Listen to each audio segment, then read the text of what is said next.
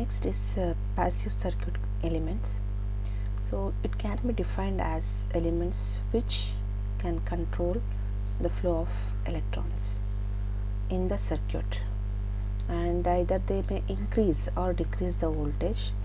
The examples like resistor, inductor, capacitor, where resistor opposes the flow of current through the circuit, and for a linear circuit we have Ohm's law, which states that voltage across the resistor is directly proportional to the current flowing through it, and the proportional constant being the resistance. So inductor helps in storing the energy in the form of electromagnetic field, and the voltage across the inductor is proportional to the rate of change of current flowing through the circuit. And the capacitor, which helps in storing the energy or the charges in the form of electrostatic field, and the voltage across the capacitor is proportional to the charge. Next is the thing of electrical circuits.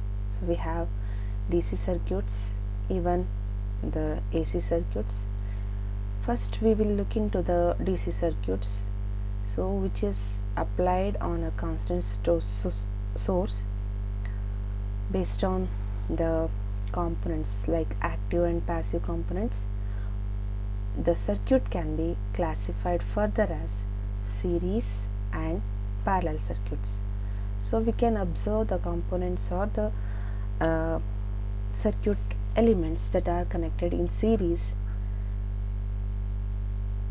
with the help of energy source. Such circuits are known as series circuits. So for a series circuit, same amount of current flows through each element, but voltage will be divided or distributed among the circuit components.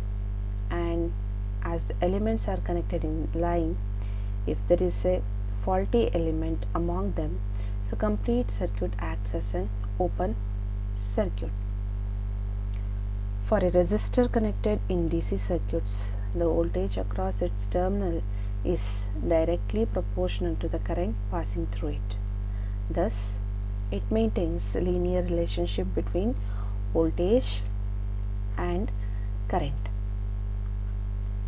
And if the resistors are connected in series, the total resistance is equal to the sum of the resistance. For example, this is what the total resistance.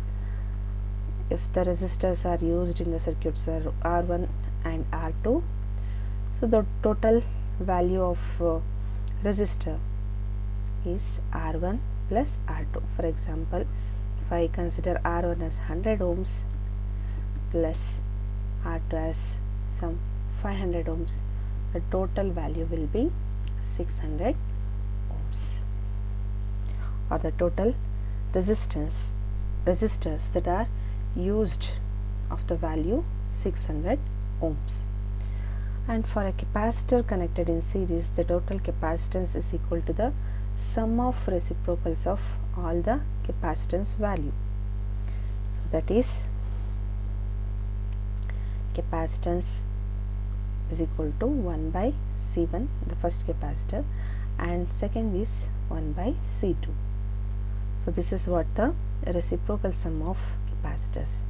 And when it comes to inductors, so if they are connected in series, the total inductance is equal to the sum of all inductance values, as similar as resistance. So in case of parallel circuits, we can observe over here the bulbs are connected parallelly. So in previous case, bulbs are connected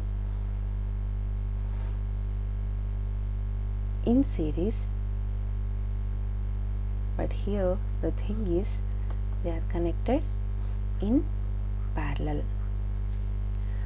So one terminal of all the elements is connected to one terminal of the source, and other terminal of all the elements connected to other terminal of the source. and the voltage remains same in the parallel elements while the current changes. If there is any faulty element among parallel elements, there is no effect on the circuit, but in previous case it will affect and the circuit will become open circuit. And for resistors connected in the parallel, the total resistance is equal to the sum of reciprocals. That means total resistance is equal to 1 by R1 plus 1 by R2. Similarly, capacitors are connected in series. The total capacitance is equal to the sum of all the capacitance value. That means C will return as C1 plus C2. Similarly, for inductors, those are connected in series, obviously the total inductance is equal to the sum of reciprocals of inductance values. So as similar as the resistor.